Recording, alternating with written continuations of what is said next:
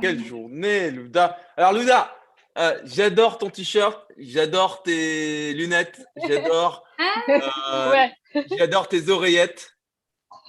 C'est quoi ce t-shirt? En fait, c'est Ah, une reine. Et j'adore ton ah oui, pouce, c'est une reine même si de ça doit Snow faire mal. White.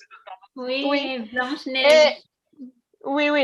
Et Ah, elle d'accord. a la même expression sur toute sa image, mais le texte est différent aussi. Alors, C'est happy, sad, angry and ouais, bored. tu devrais en faire une NFT. Je sais pas si vous avez entendu parler de ça. C'est C'est quoi? ouais, NFT, c'est en ce moment, il y a un Un boom. token? Ouais, c'est Oui, un oui. token dans Ethereum, effectivement, où ils mettent dedans les droits de la propriété intellectuelle d'une œuvre Ouais, d'art ou de n'importe quoi d'ailleurs. oui. Mhm. Et ils ont vendu pour 70 millions de dollars la semaine dernière là-dessus. Et il y a un Oui, énorme boom. beaucoup d'argent. Ouais, tu peux NF acheter quoi? des. Diane? Quoi ça? NF? Ouais, NFT token? exactement. What does it stand to? J'ai oublié. Meaning. En fait, effectivement, donc on parle de la blockchain, donc évidemment, moi Ouais. ça va m'intéresser beaucoup. Je suis de non-fungible tokens. Donc en fait, la blockchain, jusqu'à il y a quelques années, ça a permis, si tu veux, euh, en gros, d'avoir une base de données décentralisée où tout le monde est d'accord sur cette base de données, donc sur de l'information. Donc par exemple, un nombre, combien d'argent tu as dans ton compte, sur ton compte.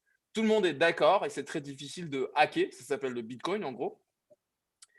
Et maintenant, avec les smart contracts, enfin maintenant depuis plusieurs années, hein, mais que maintenant il y a un super boom sur les NFT. Avec les smart contracts, donc avec Ethereum et d'autres blockchains, par exemple Blockstack. Mhm. Moi, j'aime beaucoup Blockstack, qui est une startup ici à New York. Eh bien, bon, là, on parle plutôt de Ethereum. Au lieu d'avoir un nombre, il y a les droits à la propriété intellectuelle d'une œuvre d'art, par exemple.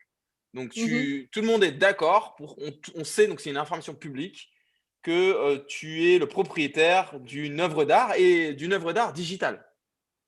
Donc, c'est-à-dire une photo, une photo ou une œuvre d'art. Vous n'avez pas vu ça? Alors, je vais vous montrer. J'ai pris des notes hier. Je sais que Diane. le graffiti, le mural de Banksy, très, très populaire artiste de Alors, attends. graffiti, oui, a Ok. été acheté par beaucoup d'argent. Ça ne m'étonne pas que tu saches. C'est toujours, toutes les deux, même d'ailleurs, vous êtes souvent au courant. Vous voyez mon écran de gauche là? Oui, oui. Oui. NFT meaning non-fungible. Alors, non-fungible, ça veut dire que c'est le contraire de l'argent. C'est-à-dire que l'argent, si j'ai 10 dollars, je te donne un billet de 10 dollars, tu me donnes deux billets de 5. Ça, c'est fungible. D'accord? Non-fungible, ça veut dire que Mhm. je ne peux pas remplacer ça. Une œuvre d'art, c'est authentique, ça ne peut pas être remplacé. OK. D'accord? Donc, C'est unique. ouais, exactement.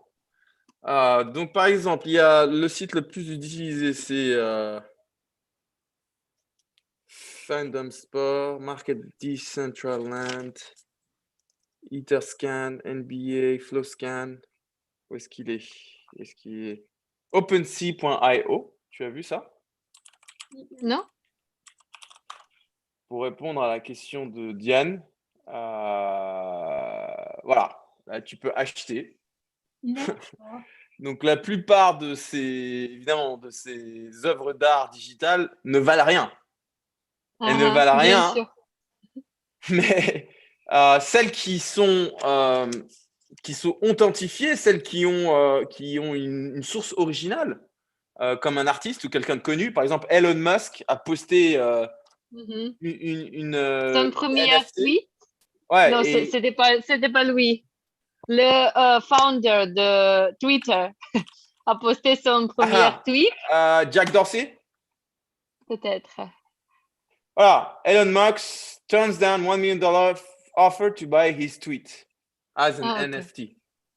Alors, tu peux mettre des tweets, etc. Et qu'est-ce que tu peux faire avec le tweet? Bah, tu es le propriétaire du tweet, donc c'est toi qui décides. Alors, ouais, c'est une bonne question. Qu'est-ce que tu peux faire? Eh bien, dans un film, si tu es propriétaire d'une œuvre d'art ou un contenu unique, et si ce contenu arrive dans un film, tu reçois des droits d'auteur. Si d'autres gens veulent l'utiliser, ils doivent te Ah, payer. Ils peuvent aussi le ok. projeter dans la réalité virtuelle. Euh, Mais avec Twitter, c'est seulement le repost. Repost n'est pas payé. Ouais, on est au début hein, en fait, d'un changement d'air où, Ouais. si tu veux, jusqu'à aujourd'hui, Internet nous a été facilité par de grosses plateformes qui centralisent l'information, mais qui sont aussi euh, non seulement le propriétaire de cette information, mais ils gèrent cette information un peu d'ailleurs comme des agences de presse. D'accord? C'est-à-dire qu'ils peuvent décider d'ailleurs de la censure, de la modération qui, quoi qu'il arrive, est quelque chose d'inévitable et nécessaire. Mais ils ont un pouvoir extraordinaire parce que ils tirent leurs revenus des revenus publicitaires. Hein. Revenus publicitaires Internet, tout le monde est. Je ne sais pas si tu as remarqué, vous avez souvent. On a tous un téléphone à portée de main et notre téléphone fait tout aujourd'hui. Donc le pouvoir de ces plateformes aujourd'hui est devenu colossal. Mais c'est un peu la fin de cette ère et le début d'une nouvelle. Et ces plateformes, si elles ne s'adaptent pas, elles vont devoir, elles vont sans doute périr. Hein. On va revenir un peu, enfin selon moi et beaucoup d'autres gens, à l'ère où le software, on a une sorte de software où on peut plus customiser ce que l'on fait de manière beaucoup plus libre, on va dire, que avec ces plateformes centralisées. Beaucoup plus customisable et libre.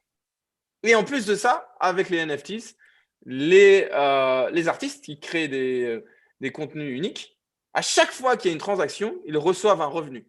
Ce qui n'est pas le cas dans le monde réel. Dans le monde réel, quand tu crées une œuvre d'art physique, un tableau, tu le vends une fois et c'est fini. Là, à chaque fois que tu vends ton œuvre virtuelle, tu reçois un pourcentage. Je ne sais pas si c'est 5% de la vente.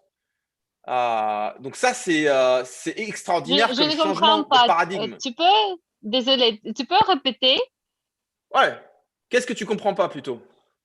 Euh, Quand tu reçois le pourcentage, Uh-huh. c'est quand? Ouais. À chaque fois, Luda, que par exemple cette œuvre d'art, c'est quoi que j'achète Ok, là? Je sais même pas.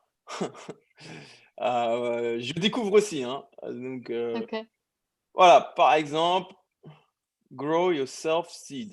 Voilà, j'achète ça. hmm, ok. Euh, donc sans doute que ça a zéro valeur. Make an offer. J'ai pas de wallet, etc. Et je peux pas montrer. Enfin bref. Euh, Ok. mais l'artiste, celui qui l'a créé, si Mhm. moi je le revends ensuite, il touche un pourcentage de cette vente. D'accord? Là, Ah, alors, si tu revends. Ok. ouais. À chaque fois, c'est revendu. À chaque fois que c'est Mhm. revendu, c'est un peu aussi la disruption de la musique. Hein, les musiques et les maisons d'édition, enfin du livre. Hein, livre. Aujourd'hui, on peut se faire publier sur Kindle par soi-même. Kindle te permet d'écrire un livre et ensuite de le présenter et quelqu'un peut taper dans la barre de recherche, trouver ton livre et de bouche à oreille, tu n'as pas Ok. besoin. Alors là, c'est encore pire parce que ouais, en fait, c'est un peu la même chose. Sauf qu'à chaque fois que ton livre est lu, ouais, voilà, c'est ça. À chaque fois que ton livre est lu, tu vas toucher évidemment, tu vas toucher une rétribution. Là, c'est à chaque fois Mhm. que c'est revendu, tu touches un pourcentage. Diane, on t'a pas beaucoup entendu. Euh, Je vais arrêter le partage. Pas de problème. Tout ça est nouveau pour moi parce que oui, je connais Bitcoin, mais je n'utilise jamais le site web comme ça ou le currency comme ça. Ouais. Personne n'utilise ça parce Moi qu'en non fait, plus. personne personne ne veut passer par toutes les étapes qui sont assez essayer de comprendre pour comment ça marche, essayer de ouvrir un wallet, un portefeuille, comment acheter cet argent virtuel, etc. Et maintenant, il y a des sites web où tu n'as pas besoin de faire tout ça. Tu rentres juste ta carte de crédit. Par exemple, je peux vous en montrer quelques-uns où il y a juste besoin de rentrer la carte de crédit et tout est pris en compte pour vous. Donc, c'est pour ça qu'il y a une envolée, en fait. Parce qu'effectivement, la barrière à l'entrée est beaucoup plus faible. Ceci dit, ça reste quand même assez dangereux, parce que la plupart de ces œuvres d'art ne valent rien. Donc, il y a des œuvres d'art, je ne vous ai pas montré, mais c'est des œuvres d'art, donc des NFTs, on va les appeler, qui sont vendus 1000 $, 5000, 12, 15, 20, 50 000 $, des trucs comme ça. Oh non. Si. Et il n'y a pas de moderators? En fait, il n'y a pas besoin de modérateur. Si l'acheteur est d'accord pour acheter, Ah, ok. encore faut-il qu'il ait l'argent. C'est-à-dire que l'argent, il est transmis automatiquement, en fait, via la blockchain. Donc, Mhm. voilà. En fait, si vous voulez, la blockchain, en fait, ce qu'elle fait, elle parie sur le fait que on n'a plus besoin de se faire confiance. Et c'est un très gros pari. Parce que jusqu'à aujourd'hui, on avait des institutions tierces qui assuraient la modération, qui assuraient la confiance et le vivre ensemble de la société. Maintenant, c'est fait par du code, tout ça. C'est-à-dire que lorsque j'envoie des bitcoins à quelqu'un, en fait, personnellement, je n'ai jamais envoyé de bitcoin à personne. Mais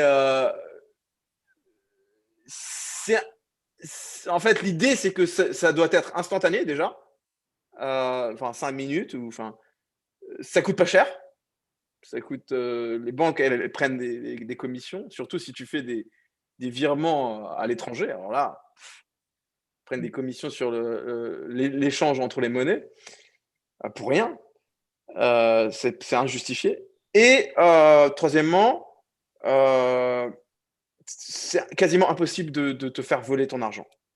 Impossible de te faire voler ton argent parce que le système est tellement robuste, il y a tellement de machines et ça coûte tellement d'argent de maintenir ces machines et d'arriver à ce consensus que il faudrait beaucoup d'argent en machines pour ne serait-ce qu'essayer de voler de l'argent. Ceci dit, jusqu'à aujourd'hui, ça a été décrié à cause du fait qu'il y a beaucoup d'arnaques.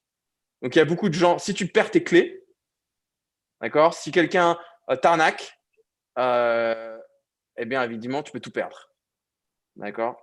Donc là, il y a encore une couche quand même importante ici en termes d'institution. Comment effectivement faire en sorte que cette couche-là, qui est nécessaire à mon avis, qui doit rester humaine, soit assurée. Une sorte d'assurance en fait. Salut. Anyways. On va passer à autre chose, ouais. Divya, tu nous entends?